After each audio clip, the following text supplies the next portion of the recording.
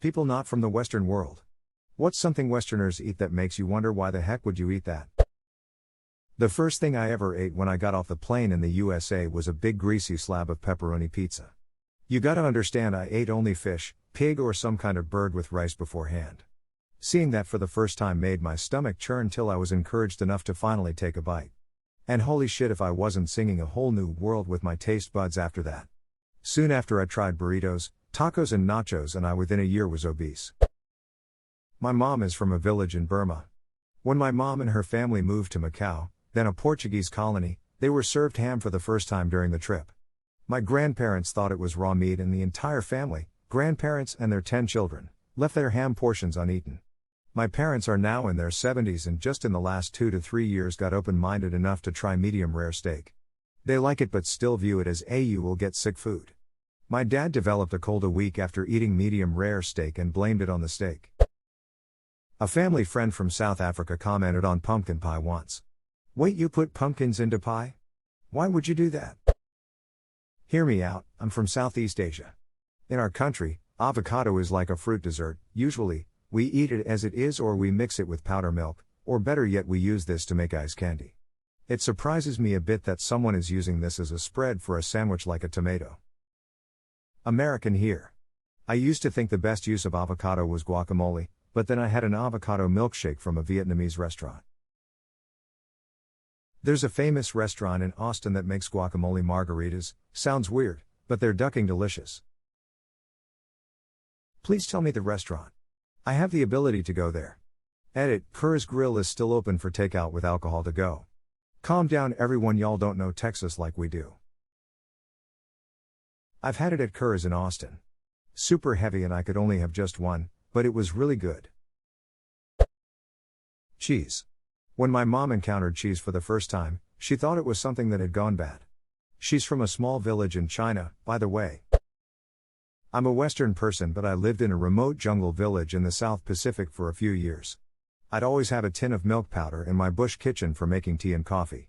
My language helper wanted to know why the tin had a cow on it when it was white powder and not corned beef, the only cow in a tin she knew of. I explained the origin of milk powder and how in my country we get it slightly fresher as a liquid and many people drink it. She was totally grossed out that white people love to drink cow breast milk. Living in a remote village with no refrigeration, she had never had milk, cheese, yogurt, etc. So when I explained how we ferment milk to make those, she started gagging. That's amazing, lol. I can imagine why she would start gagging. It's an interesting process. I don't even waste a second thought putting milk in my coffee. I love yogurt. Did you tell her about ice cream? Since she was familiar with ice cream from a few trips with me to the main trading town where I bow her one and she liked it, I didn't want to ruin it for her. Good guy, D. I grew up in Jamaica. When I first came to the UK in 2001, I started school in primary education. Everyone in my class liked fish fingers, but no one could convince 7-year-old me to eat it because coming from an island, I know fishes have fin. I love them now though, but I only started eating them about 5 years ago. Also, I had never seen white sugar before. In the Caribbean, we predominantly have brown demerara sugar and to this day it is still my preferred. Jamaican who came to Canada. I was also surprised by white sugar, lol. I generally prefer non-white sugar though I understand it's useful for certain baking tasks. I enjoy demerara but my favorite is brown sugar. That is the shit right there. That delish hit of molasses.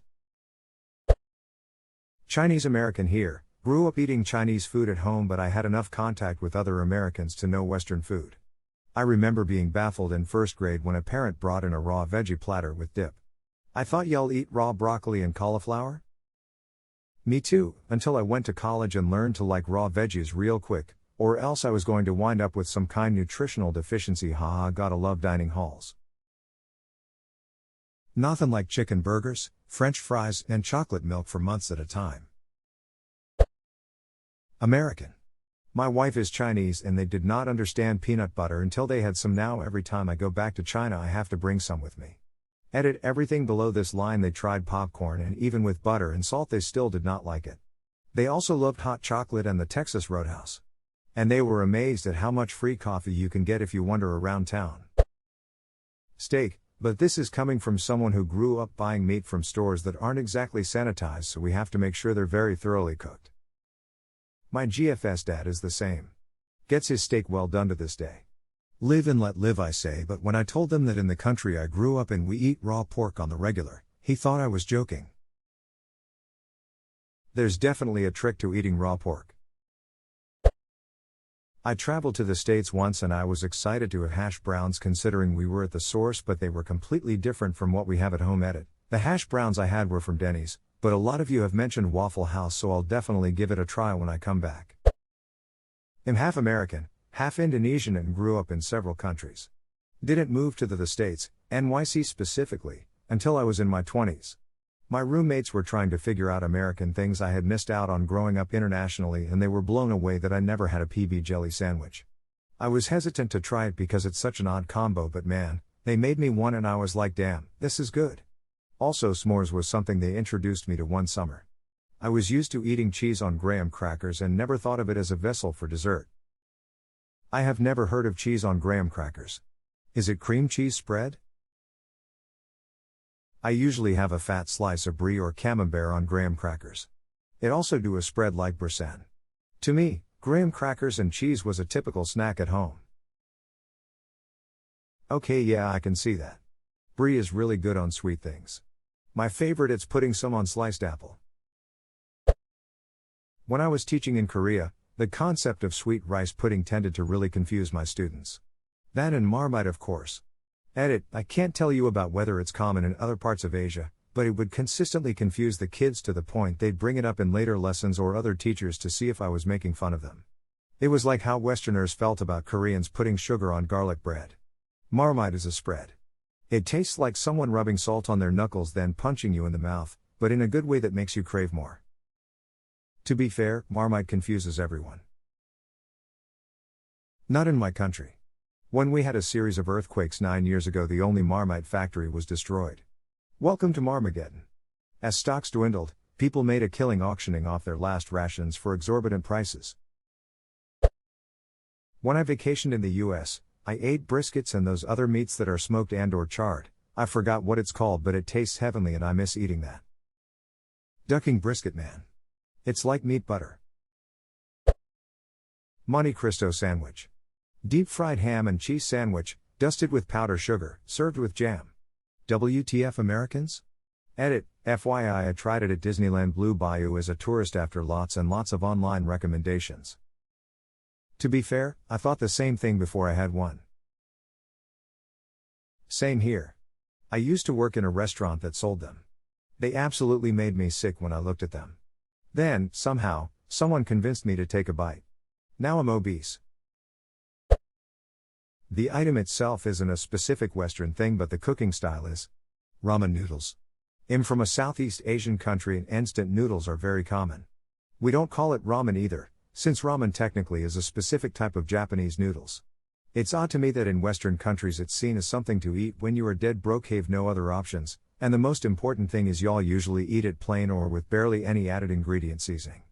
Where I come from we have instant noodles in a huge variety of flavors, mostly spicy flavors. And we usually add a lot of veg or meat, egg, etc. Many of us, of all ages, also tend to eat it as supper or dinner food if we're lazy to head out, so it's not just a college thing. Eat it plain because you can't afford to put much else in it when you're a broke college student.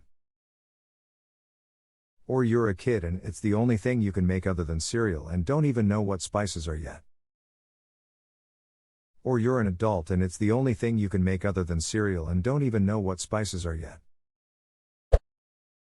My South African cousin was pretty offended by corn on the cob. That's food for livestock. My family's been living in the States for a long while now. My parents don't buy celery that often unless they're planning to use it for a dish.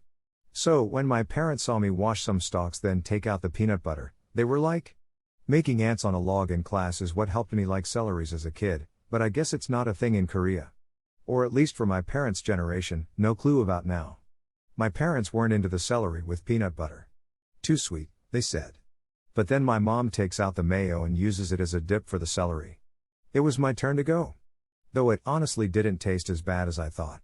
Edit. I tried the celery plus cream cheese combo, with some garlic powder, paprika powder, and salt. I like it, D. UK here. Am I the only one who has no idea what ants on a log is? Certainly intrigued though. D. It really must be a US thing then. You cut a portion of celery stick, fill the curve of the stick with peanut butter, then line a few raisins on top as ants. It's basically a kid's food craft to get them to eat celeries. Lol. When I explained this to my parents, I forgot to mention cutting the stalk to smaller portions. So I look back to see them trying to fill a whole stalk with peanut butter and commenting how messy it is. Piscalf. May have to give it a try. I think some people here have it without the raisins. The term is definitely a US thing though.